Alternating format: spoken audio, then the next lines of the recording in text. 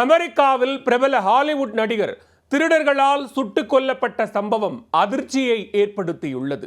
Hollywood திரையுலகை உலுக்கியுள்ள படுகொலை சம்பவத்தின் பின்னணி என்ன? அமெரிக்காவில் வெளியாகும் ஹாலிவுட் தொலைக்காட்சி தொடர்களில் ஹீரோவாக நடித்து புகழ் பெற்றவர் பிரபல நடிகர் ஜானி வாக்கர். 37 வயதான இவர் ஜெனரல் ஹாஸ்பிட்டல் என்ற படத்தில் நடித்ததற்காக நல்ல வரவேற்பை பெற்றார். அதன்பின் Indiana police, men of crane, criminal mind, Siberia உள்ளிட்ட படங்களில் நடித்து ஏராளமான ரசிகர்களை பெற்றிருந்தார். இவருக்கு லாஸ் ஏஞ்சல்ஸில் பிரம்மாண்ட வீடு ஒன்று உள்ளது. கடந்த சனிக்கிழமை அவரது வீட்டில் ஜானி வாக்கர் உறங்கிக் கொண்டிருந்த போது அதிகாலை 3 மணி அளவில் திருடர்கள் வீட்டிற்குள் புகுந்துள்ளனர். அவரது வாகனத்தில் இருந்த சில பாகங்களை திருடுவதற்காக அந்த திருடர்கள் முயன்றுள்ளனர். இதனால் ஏற்பட்ட சத்தம் கேட்டு வெளியே வந்த ஜானி வாக்கர் திருடர்களை பிடிப்பதற்கு முயற்சி செய்தார்.